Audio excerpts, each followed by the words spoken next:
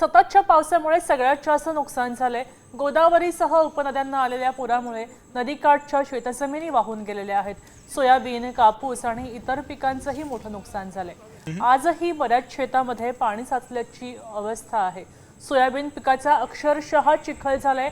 शेतकऱ्यांनी आता शासनाकडे एकरी 50,000 रुपयांची तत्काळ मदत द्यावी, आर्थिक मदत द्यावी अशी मागणी केल्याचं समोर येत आहे।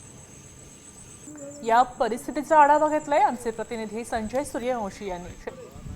अशा पद्धतीने हा पाऊस होता आणि आता काय परिस्थिती आहे पिकाची? एक दोन वेळेस नाही, आज पाचवी ते 6वी वेळेस आहे हे पाणी येऊन येतं। आणि गोदावरीचं बॅकवॉटर आल्यामुळं हे पाणी सगळे याच्यात घुसले, सगळं पीक वाहून गेले। पहा तुम्ही पीक, याला एक शेंग सुद्धा राहिली नाही। आता एक शेंग नाही, एक शेंग। मंत्री आलेत, चललेत, सगळीकडे जे आलेत फिरायलेत, रोडवरून फिरायले, गावा शेतामध्ये तर कोणत्याच मंत्री आणखीन उतरला नाही। आमच्या संघ शेतामध्ये उतरावं नाही त्या मंत्र्याला, कोणत्याही मंत्री एकही मंत्री उतरणार तयार नाहीत। गाड्या यायलेत, मोठ्या यायल्यात, रोडवर थांबायलेत, शेतकऱ्याच मदत घ्यायलेत। आमची मागणी एकच आहे, आम्हाला एकरी 50,000 रुपये द्यावं शासनानं।